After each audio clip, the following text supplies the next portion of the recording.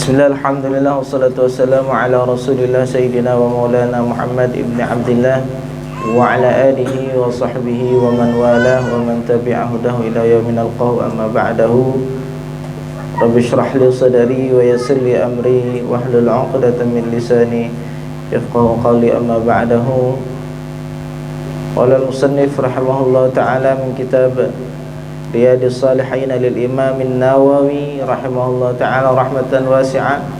Masih di bab yang ke-60 tentang babul karam, bab tentang sifat dermawan dan sifat pemurah.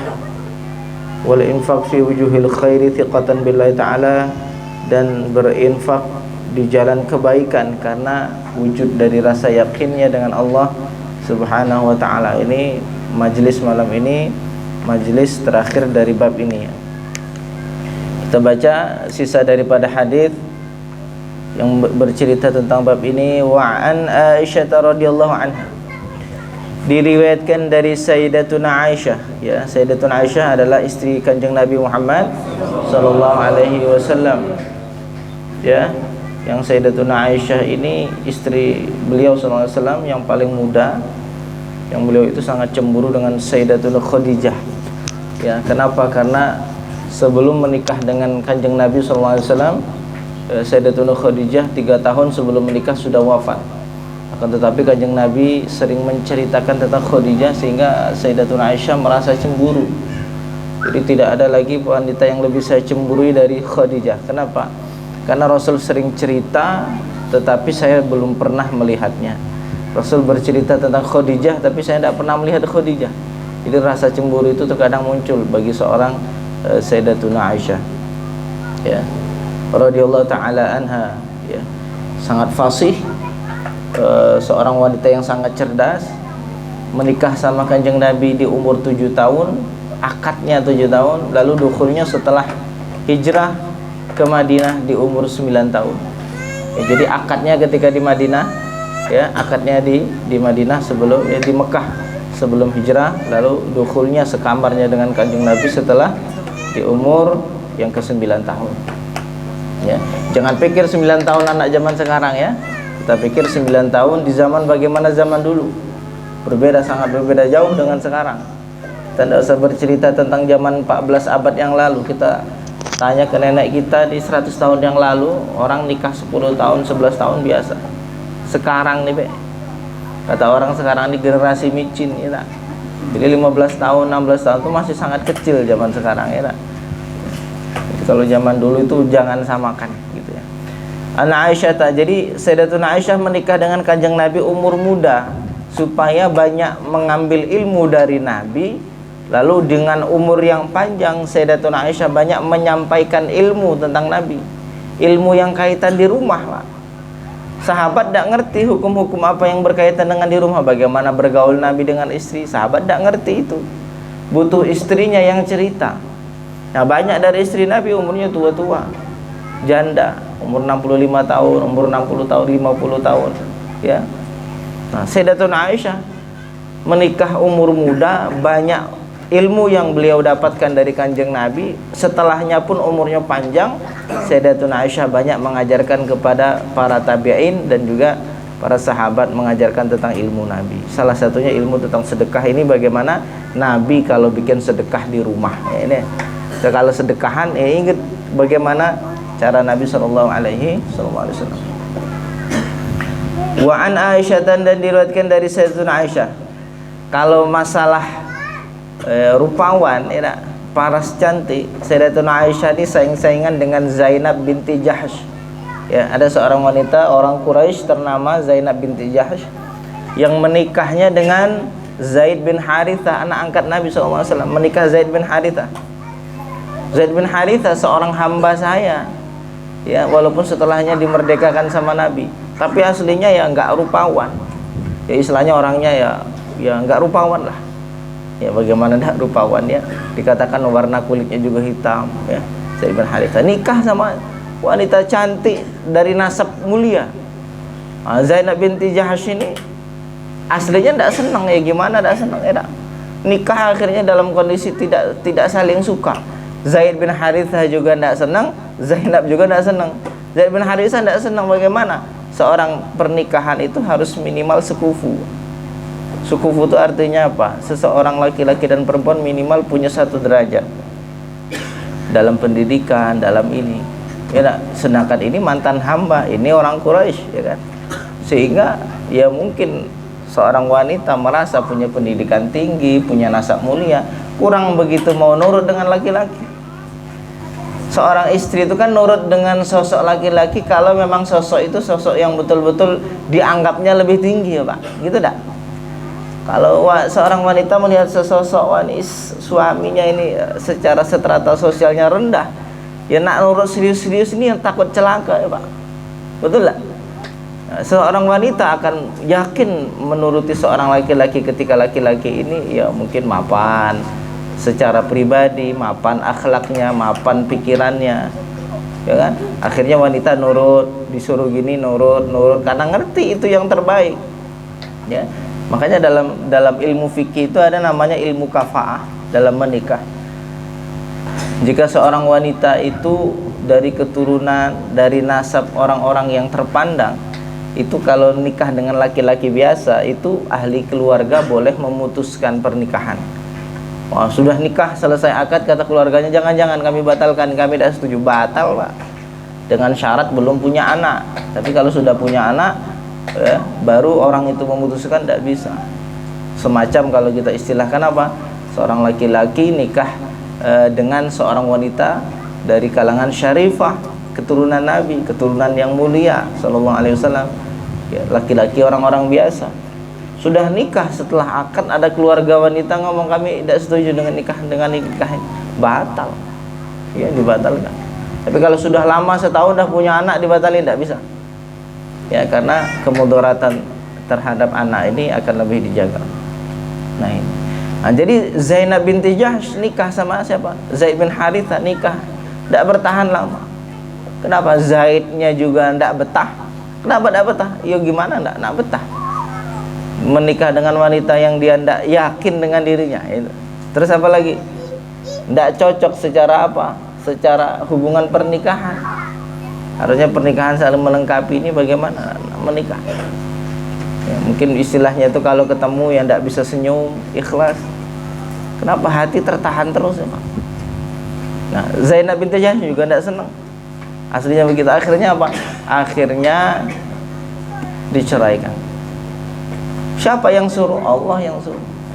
Nyuruh siapa? Nyuruh kanjeng Nabi, nyuruh ceraikan anakmu itu. Anak angkatmu siapa? Zaid bin Harithah. Nabi Muhammad tidak nyebut untuk menceraikan, ditunggu waktu saatnya yang tepat. Setelah diceraikan, lalu Rasulullah yang menikahi Zainab binti Jahsh, ya. Rasulullah yang nikahi Zainab binti Jahsh. Ini kalau ngomong masalah parasnya, ini 11-12 dengan Aisyah. Jadi kalau ngomong masalah kecemburuan, ini Aisyah cemburunya sama Zainab binti Jahsh. Kalau sama yang lain tidak terlalu, tidak terlalu. Yang lain tuh ya istilahnya secara umur lebih tua, ya mungkin nggak menandingi Sayyidatuna Aisyah. Jadi Sayyidatuna Aisyah itu lebih cemburu terkadang kepada Khadijah, terkadang kepada Zainab binti Jahsh. Pernah Zainab binti Jahsh ini bikin sop. Yang sop ini dibawakan oleh Sayyidina Anas bin Malik. Tolong bawakan kepada Rasulullah. Pas Rasulullah lagi di rumah siapa? Di rumah Aisyah. Dibawain sop. Ketika dibawain sop sampai situ kan, kebetulan Aisyah juga lagi bikin sop. Nah, Zainab binti Jahsh ini agak pinter dikit bikin sop daripada Sayyidatuna Aisyah. Wah, biasa rasa cemburu itu datang, ya. Akhirnya ketika Sayyidatuna Aisyah lagi bikin sop, ya kan, sudah selesai bikin sop, tiba-tiba ada tamu datang ngetok pintu, dibuka sama Rasulullah, ternyata siapa? Sayyidina Anas, dibawa sop. Saat itu Sayyidatuna Aisyah lagi bawa sop juga ke pintu itu, lagi bawa. Lalu apa yang terjadi? Ketika itu Sayyidatuna Aisyah nanya kepada Anas bin Malik, itu dari siapa? Ini sop dari Zainab binti Jahsh. Lalu yang punya Aisyah dibuang, yang punya Zainab juga dibuang. Udah hari ini tidak ada sop-sopan. Rasulullah SAW marah dah saat itu. Rasulullah tidak marah. Apa kata kanjeng Nabi? Gharat ummukum, ibu kalian lagi cemburu. Loh, kalau kita lo gaduh, ya enggak? Enggak. Kalau kita gaduh enggak kira-kira? Hah? Depan orang itu, ya. Kanjeng Nabi itu bisa punya istri segitu loh, kalau ndak hebat itu Pak. Serius ini ya. Ya orang pilihan. Satu sampai pernah dengar ibu-ibu ngobrol kan. Ya laki-laki tuh kalau misalnya nikah lebih dari satu tuh bisa gila katanya. Nah, ini kalau orang biasa Pak. Ya kalau orang biasa kayak kita-kita nih Pak. Kalau orang biasa, tapi kalau orang-orang pilihan kayak Kanjeng Nabi ini suri taula dan uswah. Jadi Kanjeng Nabi SAW itu bisa dijadikan uswah dalam segi manapun. Nabi menikah satu itu selama pernikahan pertama dengan Khadijah, nikahnya sama istri yang satu. Sampai meninggal Khadijah baru memadu istri yang kedua, ketiga, sampailah setelahnya. Nah, Nabi ngasih tahu juga bagi yang nikah lebih dari satu istri, kayak gini contohnya Nabi. Nikah dengan satu istri gini contohnya, nikah dengan lebih dari satu gini contohnya. Makanya mukjizat Nabi itu bukan perkara ini belah bulan. Mukjizat Nabi itu keluar air dari jari jemari, enggak Pak. Perkara mukjizat Nabi, tubuh Nabi itu sendiri mukjizat. Perilaku Nabi semuanya itu mukjizat. Ya, semuanya, ucapan, tutur kata, kondisi Nabi Muhammad SAW, punya istri yang banyak, itu tuh loh, mukjizat itu loh, bisa begitu. Ya, mukjizat. Ya, wa an Aisyah ini mudah-mudahan Allah meridhai semua istri-istri Nabi, itu adalah mereka adalah ummahatul mukminin, ya, ibunya orang beriman. Nah, panutan kita semua sallallahu alaihi wasallam. Wa an Aisyah radhiyallahu anha, diriwayatkan dari Sayyidatuna Aisyah anha, annahum dzabahu syatan, sesungguhnya mereka itu sedang menyembelih kambing. Faqala Rasulullah sallallahu alaihi wasallam, maksudnya bikin acara yang dibikin sedekahan apa? Kambing. Nah, itu. Faqala Rasulullah sallallahu alaihi wasallam, Rasul bertanya, "Ma baqiya minha?" Sudah selesai acara? Kambing sudah selesai dibagikan. Lalu Kanjeng Nabi tanya, "Yang tersisa apa nih?" Nanya ke siapa? Sayyidatuna Aisyah. Kebetulan bikin hajatannya di rumah Sayyidatuna Aisyah. Apa yang tersisa wahai Aisyah? Qalat ma baqiya minha illa katifuha. Semuanya habis ya Rasul, kecuali yang tersisa buat kita apa? Sayapnya yang masih ada sisa. Ya, yang tersisa apa? Sayapnya. Qala, lalu Kanjeng Nabi bersabda, baqiya kulluha ghairu katifiha. Semuanya itu punya kita selain sayapnya. Sayyidatuna Aisyah ngomong apa? Semuanya habis ya Rasul, yang punya kita cuman sayapnya. Kata Kanjeng Nabi, semuanya punya kita, yang bukan punya kita sayapnya. Kenapa? Yang punya kita sayap ini bakal kita makan, yang kita makan akan sirna Pak. Itulah yang diberikan, itulah yang punya kita. Ini Nabi ingin ngasih tahu satu ilmu. Jadi kalau pengen tahu apa yang punya kita, itu apa yang kita berikan, bukan apa yang kita simpan. Selama ini kita mikir yang punya kita yang kita simpan ya Pak. Ya tak? Ini punyaku, aku simpen, ini punyaku, punya. Itu kan cuman angka, ya, angka. Sejatinya apa yang kita berikan itulah punya kita. Ya, ini ilmu nabawi. Jadi orang kalau sedekahan apa yang dimasak habis, masya Allah bahagianya orang bersedekah. Itu saya yakin itu. Semua orang nih, kita umat Nabi Muhammad senangnya gitu. Kita bikin acara nih, apa nih? Bikin gendurian, bikin acara apa, ngundang orang habis itu senang, alhamdulillah masakannya habis, alhamdulillah ini gitu dah Pak. Nah, coba kalau lagi bikin acara banyak sisa, itu sedih lah. Ya mudah-mudahan sedihnya karena ini, berharap apa? Berharap semuanya bisa jadi kita, kok ternyata tidak jadi kita. Nah itu kesedihannya di situ. Nah itu adalah ilmu Nabi dalam bersedekah.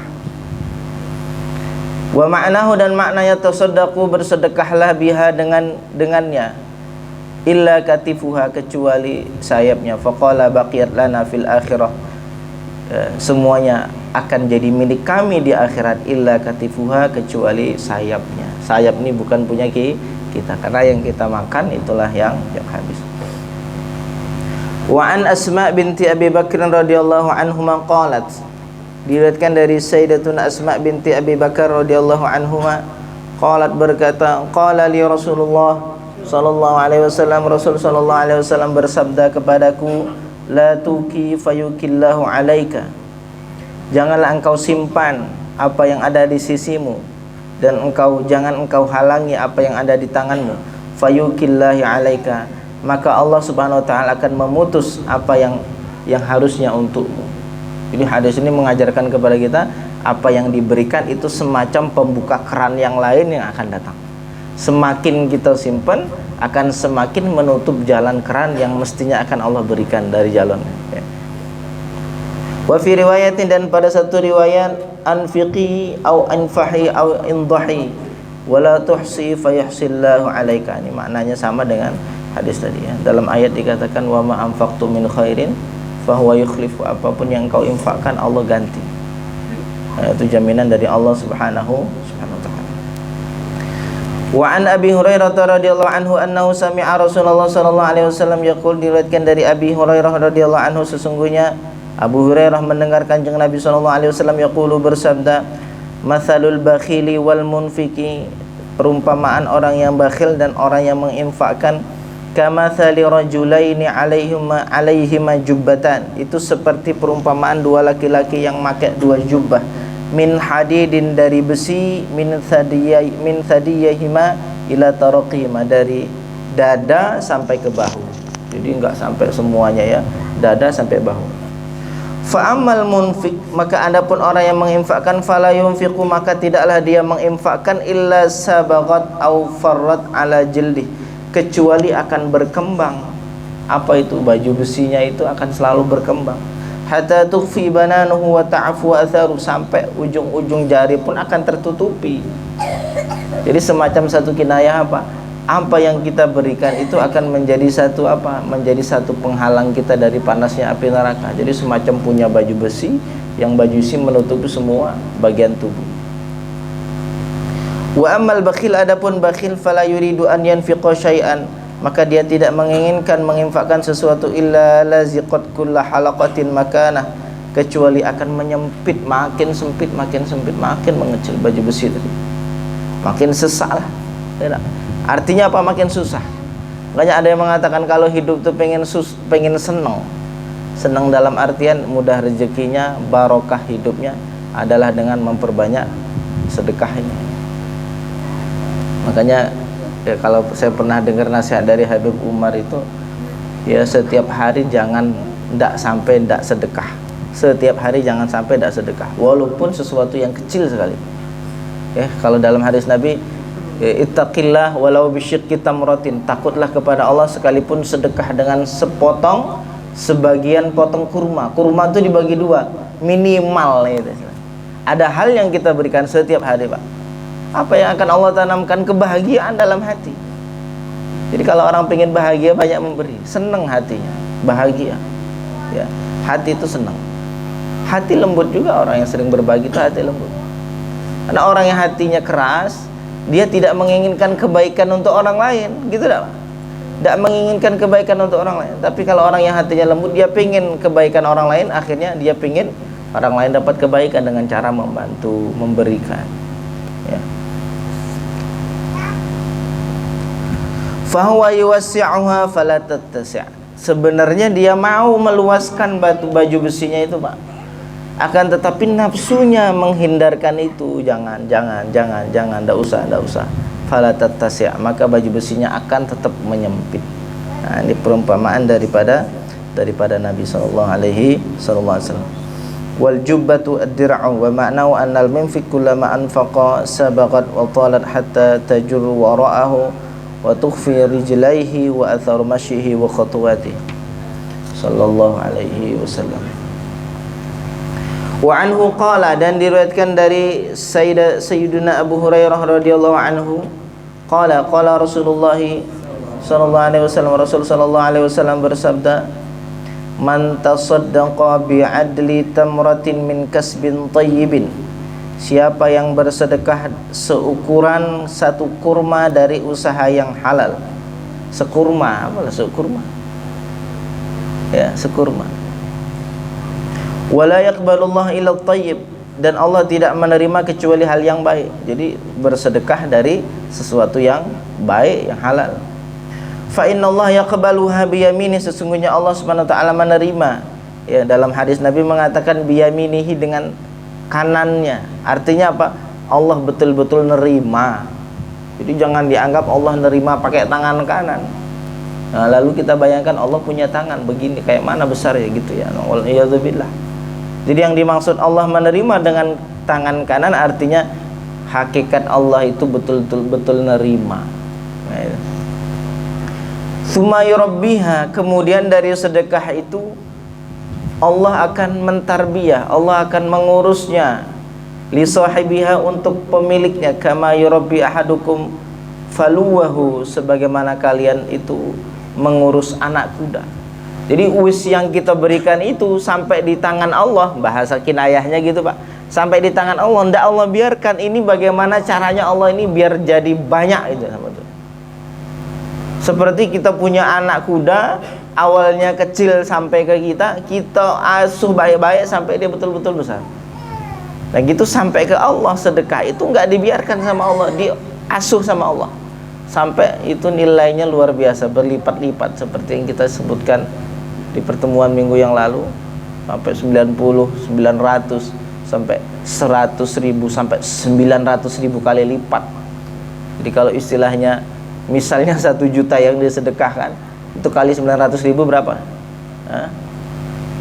Berapa nilai duitnya Mas Rizky? 100 juta. 1 juta berapa? 100 miliar. Ya dah. Kalau 1 juta dikali 900.000, 100 miliar. Masya Allah. Ya dah, nanti kalau apa hitung dewek lah nanti malam ya nak. Untuk kalkulator punya HP. Hatta takuna mithlal jabal, sehingga sedekah itu sampai seukuran bukit, kata Nabi. Jadi tetap Allah tetap asuh sedekah itu. Ya. Walaupun tidak disebutkan di sini bagaimana caranya Allah Subhanahu wa taala menentukan ini seberapa banyak sedekah ini akan dilipat gandakan. Kita melihat dari hadis lain itu diukur dari tingkat keikhlasan. Jadi rubba amalin saghirin tu'azzimuhu an-niyah. Kadang ada amalan itu kecil, sepele, sangat-sangat sepele, itu ngasih kurma, sebiji kurma, tapi niatnya begitu luar biasa, wah itu jadi agung. Tapi wa rubba amalin azimin tusaghiruhu an-niyah. Dan terkadang ya sangat-sangat sering sekali amalan besar menjadi kecil, sebabnya apa? Sebabnya juga niat. Apalagi kalau niatnya tidak ikhlas, habis semuanya, kosong. Kalau sudah niatnya tidak ikhlas itu kayak tidak punya amal Pak. Ya, makanya karena nanti di akhirat Allah mengatakan, kamu beramal untuk apa? Pergilah kamu carilah sana pahala. Kepada siapa kalian tujukan dulu ibadah? Kamu ibadah itu untuk ini ya, carilah ibadah pahala itu di sisi mereka. Ada tidak? Ada Pak. Ya. Kalau di akhirat nanti apa? Ayo semua yang nyembah berhala ikuti, ambillah kemanfaatan dari mereka. Yang nyembah ini ikut ini, yang nyembah ini ikut ini, yang nyembah ini ikut ini, semua. Yang nyembah syaitan ikut syaitan, yang nyembah patung ikut patung, yang nyembah kayu ikut kayu. Ya, yang akhirnya nanti yang nyembah Allah baru disuruh ikut Allah Subhanahu wa taala. Al-fulu bi fathil fa wa dhammil lam wa tashdidil waw, wa yuqalu aidan bi kasril fa wa iskanil lam wa takhfifil wa huwa al-mahru.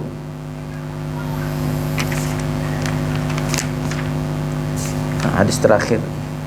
Wa anhu, dan diriwayatkan dari Sayyidina Abu Hurairah radhiyallahu anhu anin Nabi sallallahu alaihi wasallam, dari Kanjeng Nabi Muhammad sallallahu alaihi wasallam qala, bainama rajulun bi falatin.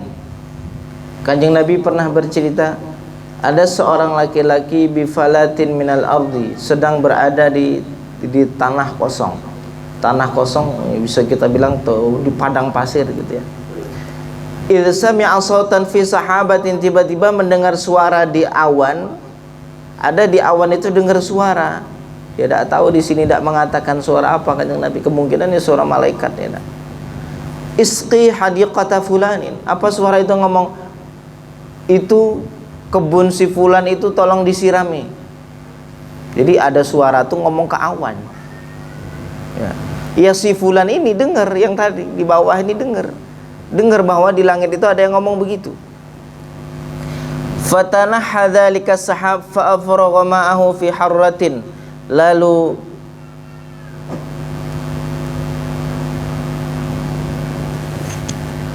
awan tersebut dia mendekat, lalu dia menuangkan ke tempat yang banyak batunya. Dia tidak tahu ini kan, pokoknya kebun si fulan tolong disiramin gitu ya. Suara itu ngomong gitu, ngomong ke apa? Ke awan. Terdengar dia, tiba-tiba awan itu lari ke satu tempat, diikutinya sampai ke tempat itu padahal banyak batunya. Istilahnya apa?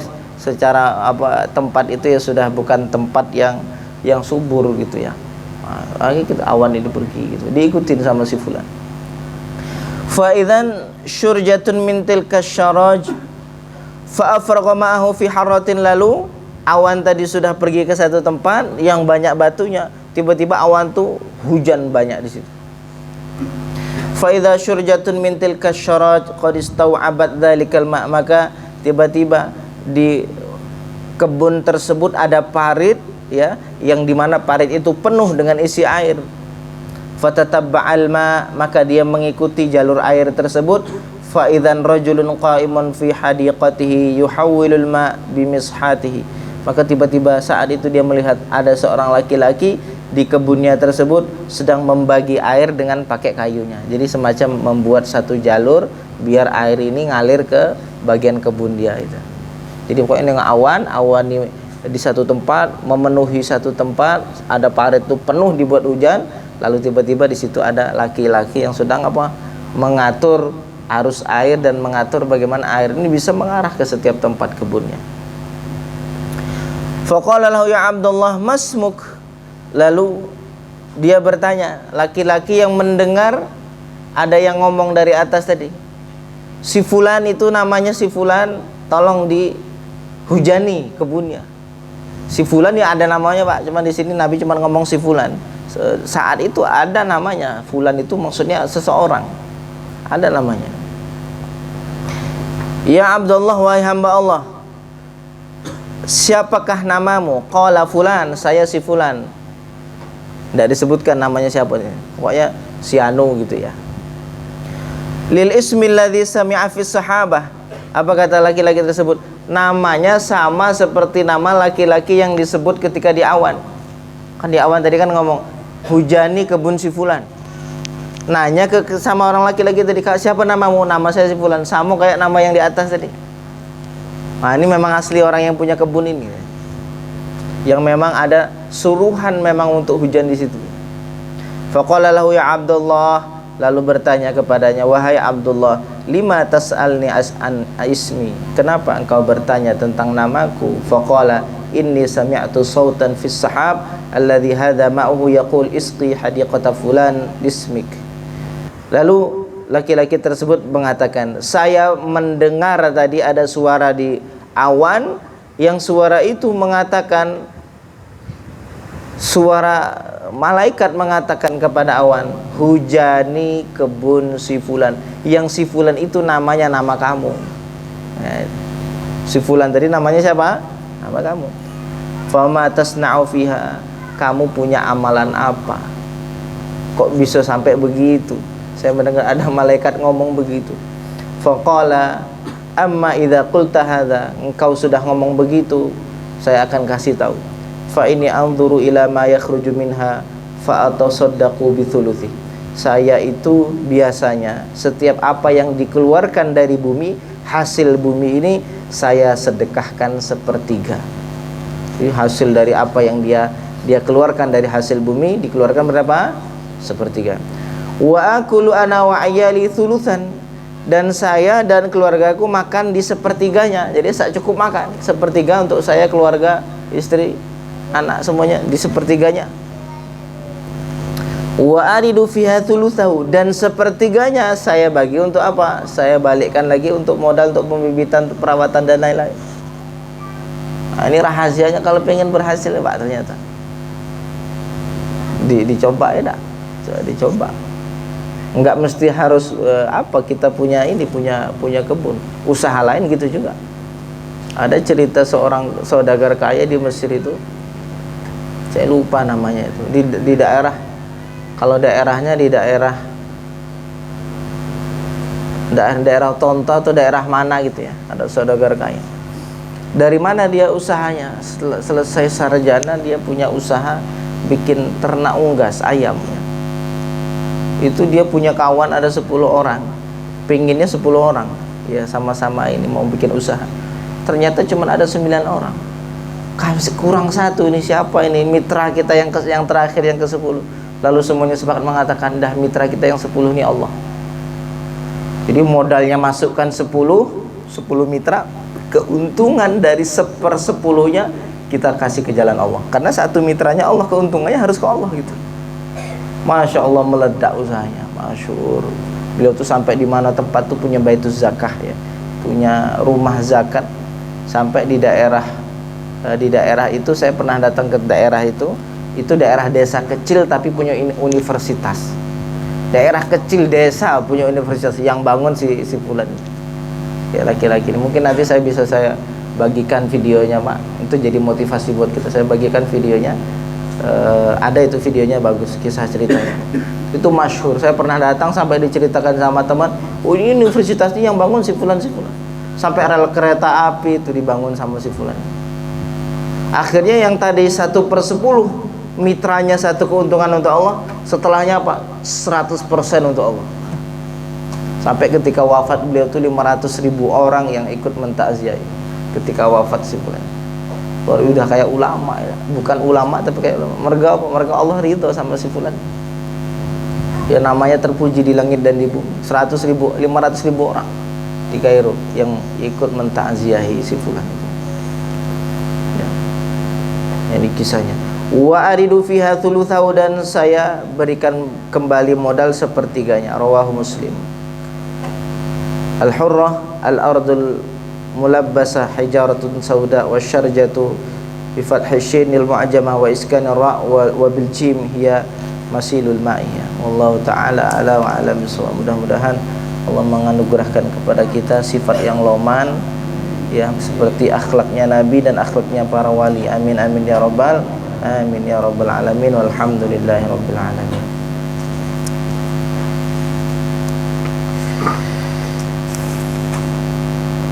Ada yang ngomong gini loh, orang nak sedekah itu kan harus kaya. Kadang orang mikir gitu dah. Loh 500 rupiah itu loh sedekah. Gitu dah. Terkadang orang mikir dulu, ya wajar lah bisa sedekahkan lebih. Ya, ini tidak bisa lebih, bagaimana nak sedekahkan? 500 kata Nabi itu apa?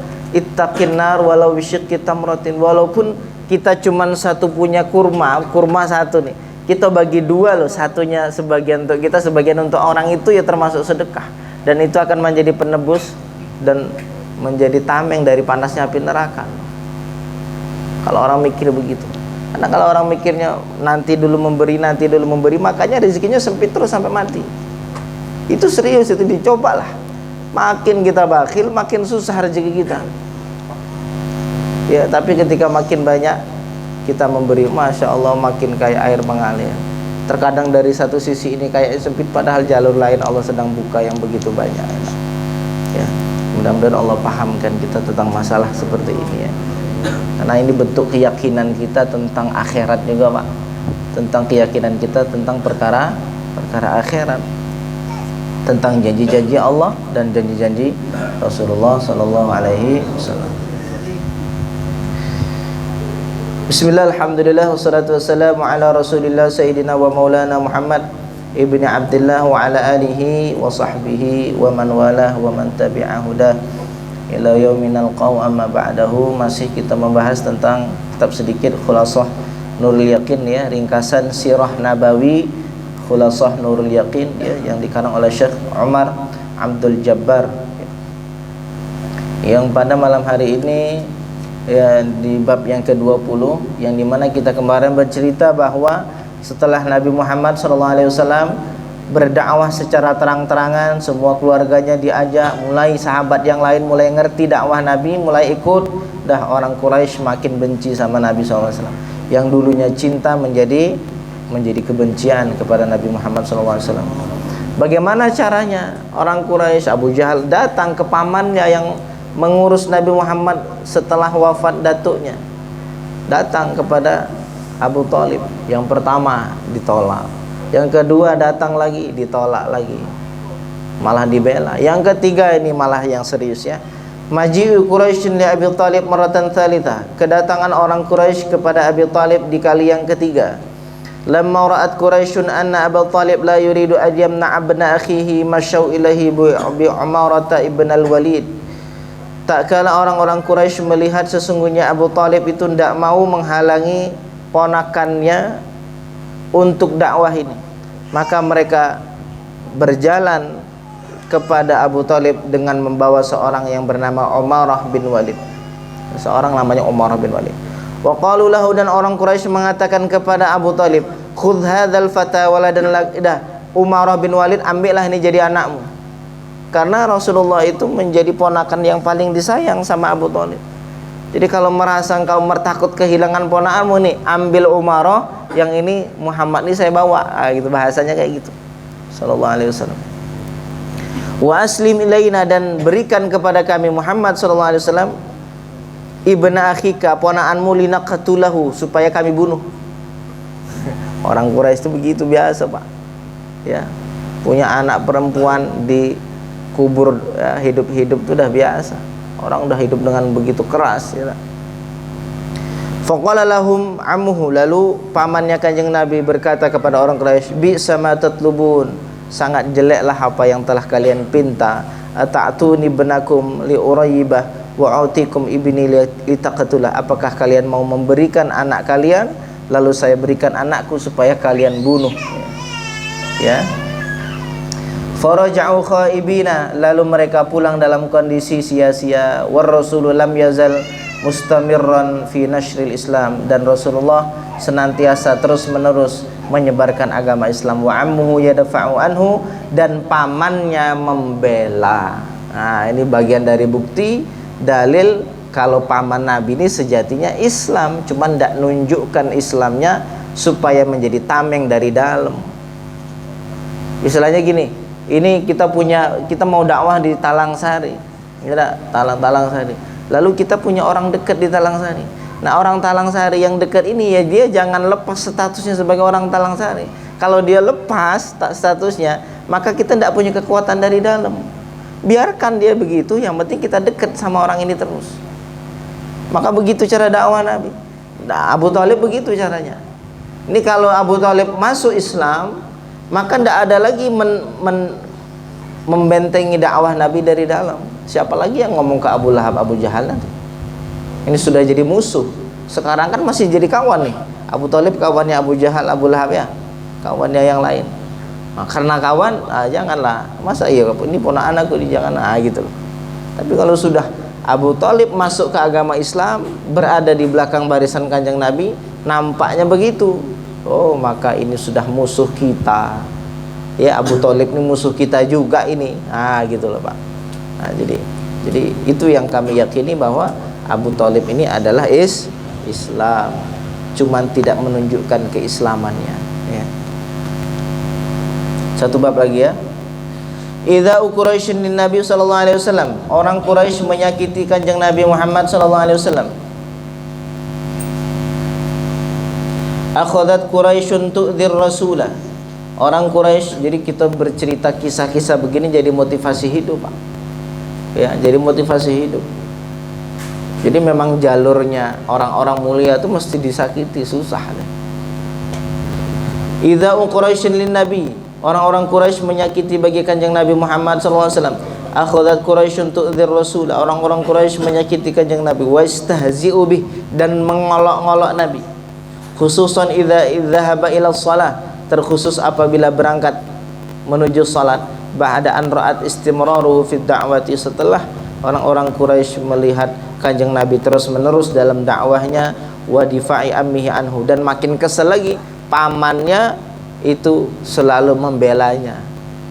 Ya, kawannya dewek membela musuhnya. Ini yang bikin kesel orang-orang Quraisy ini.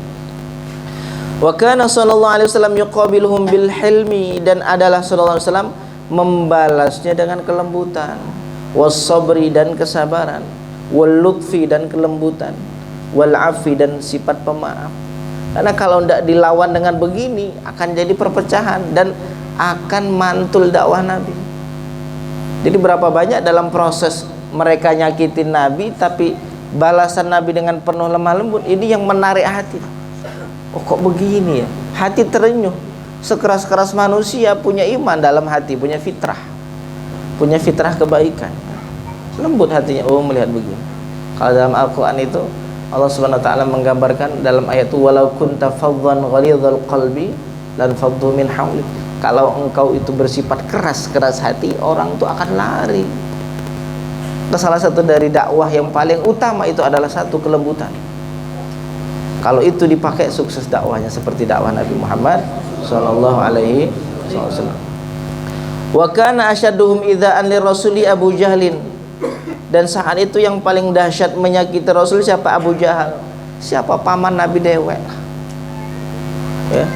Nah ini anak kecil kemarin sore ini kau nak mendatang hal baru, nak gini, nak merusak. Ini pertama kali disakiti Abu Jahal.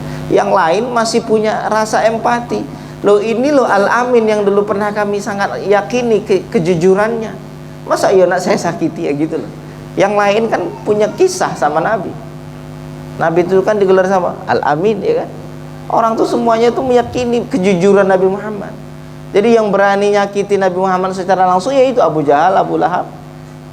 Nah, Uqbah, ada sahabat Uqbah bin Mu'aid, ya. Dan Walid bin Mughirah, sahabat Walid bin Mughirah juga. Orang Quraisy yang nyakiti Nabi Muhammad SAW. Kita lihat bagaimana min dzalika annahu ra'a ar-rasul marratan yusalli fa mana'ahu, ya. Saat itu ketika pernah melihat Rasul sedang sholat lalu menghalanginya, ya. Lalu Rasul sampai saat itu juga Rasul sallallahu alaihi wasallam membalas apa yang dilakukan oleh Abu Jahal dengan apa? Dengan ucapan. Istilahnya menekan diriku, tidak bisa menekan diriku. Tetaplah sholat kanjeng Nabi sallallahu alaihi wasallam. Wa Abu Lahab dan Abu Lahab. Kalau Abu Lahab ini apalagi? Kana yad'ul qadharu ala babir Rasul. Pintu rumah Rasul dikasih kotoran. Jadi kalau pintu rumah kita disimpan sampah, dikasih sampah orang lain, udah Nabi Muhammad kotoran dilempar. Min dzalika anna ra'a Rasul yusalli marratan, saat itu ketika pernah melihat Rasul sedang sholat, fa khanaqahu khanqan syadid.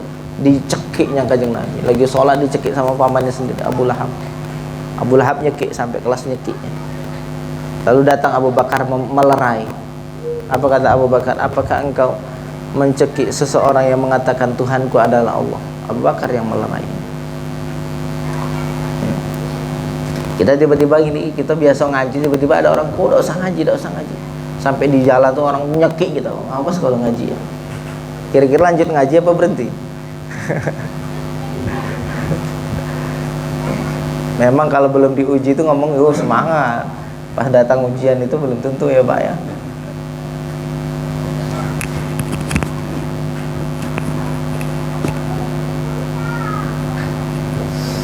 Wa qad intaqamallah, dan sungguh Allah telah membalas min jami'il mustahzi'in, semua yang mengolok-olok kanjeng Nabi semuanya sudah Allah balas ba'dal hijrah, setelah hijrah. Jadi terkadang Nabi Muhammad itu berdoa kepada Allah. Setiap kali disakiti berdoa kepada Allah, disakiti. Dan Allah Subhanahu wa taala tidak langsung membalas. Nabi, kelasnya Nabi. Kalau kita dalam keadaan sulit ketika berdoa kepada Allah, lalu belum Allah tunjukkan bentuk ijabahnya, ya harus tengoklah siapa diri kita. Tahu Nabi Musa itu berdoa kepada Allah ketika Fir'aun itu membuat kerusakan. Nabi Musa itu berdoa kehancuran loh. Nabi terdahulu biasa doakan kaumnya kehancuran ketika tidak mau ikut. Cuma Nabi Muhammad yang tidak pernah begitu. Nah, Nabi Musa berdoa kepada Allah untuk apa? Untuk kehancuran Musa, untuk kehancuran Fir'aun. Lalu setelah Allah tunjukkan kekuasaannya itu pas kapan? Pas ketika Fir'aun dan bala tentaranya ditenggelamkan di laut. Setelah berapa tahun? 50 tahun, Pak. Waqad ujibat da'watukuma fastaqima. Doamu sudah dikabulkan, istiqomah. Setelah berapa tahun Fir'aun ditenggelamkan? 50 tahun dari pertama kali Nabi Musa berdoa munajat kepada Allah, 50 tahun baru dikabulkan. Lalu kita baru kemarin dapat masalah, sekarang berdoa belum dikabulkan, dah suudzon sama Tuhan. Ya. Jadi yang tidak boleh hilang dari kita apa? Prasangka baik kepada Allah. Ingat, Walaupun sekarang belum nampak, ingat prasangka baik sama Allah, jangan sampai kita hilangkan. Ya. Wa faminhum man qutil, sebagian dari mereka ada yang terbunuh. Wa minhum man ahlakathul amrad, sebagian dari mereka ada yang meninggal, mati karena penyakit, ya. Wallahu a'lam bishawab. Pernah kisahnya Syekh Mutawalli Sya'rawi, ya, mufassir itu, beliau itu pernah dulu difitnah sama musuh-musuhnya, ya. Saat ketika beliau namanya lagi harum-harumnya, namanya lagi dikenal di kalangan Mesir, ya, orang menyakiti, memfitnah, menghibah dan lain-lain, ya, mau nyebar berita hoax gitu. Akhirnya Habib Ali Al-Jufri ngomong, wahai Maulana, kenapa engkau nggak klarifikasi? Tahu klarifikasi? Klarifikasi, ngasih tahu yang diungkapkan mereka itu tidak benar. Ngapa engkau tidak bikin apa gitu, ya, kasih tahu bahwa tuduhan mereka ini tidak benar, wahai Syekh. Supaya apa? Kata Habib Ali, supaya orang-orang yang dulunya percaya hilang kepercayaan oleh sebab isu, dan biak kembali lagi percaya, biak mau ngaji lagi sama engkau, Syekh. Paham ceritanya, ya? Istilahnya biak manfaat. Apa kata Maulana Sya'rawi? Apa kata? Wahai anakku, ingatlah firman-Nya Allah, innallaha yudafi'u 'anil ladzina amanu. Allah yang turun tangan yang akan membela orang-orang beriman. Yakin begitu Syekh Sya'rawi. Sekarang nama Syekh Sya'rawi harum, nama orang dulu yang menghina, yang jelek-jelekkan juga sudah terkubur oleh tanah bersama tanah. Jadi sekarang seseorang ada yang jelek-jelekin, yang tidak setuju, tidak juga bisa membahayakan kita, tidak. Jangan kita capek-capek klarifikasi supaya orang lain itu mempercayai bahwa kita orang baik, itu tidak perlu. Kalau memang betul engkau adalah di sisi Allah, maka Allah sendiri yang akan membela tentang dirimu, ya. Mudah-mudahan Allah kasih rezeki paham kepada kita, dan ilmu ini bukan sebatas ilmu apa yang kita dengar, tapi ilmu yang kita amalkan. Amin amin ya rabbal alamin. Rabbana taqabbal du'ana hadhihi bi asrari suratil Fatihah. A'udzu billahi minasyaitonir rajim. Bismillahirrahmanirrahim. Alhamdulillahirabbil alamin. Arrahmanirrahim. Maliki yaumiddin. Iyyaka na'budu wa iyyaka nasta'in. Ihdinas siratal mustaqim. Shiratal ladzina an'amta 'alaihim ghairil maghdubi 'alaihim waladdallin. Ya, memberikan info bahwa malam Senin besok jadwalnya kajian hikam, ya, di Pondok Taqwa. Besok hikam ke berapa? Ke 9 bukan?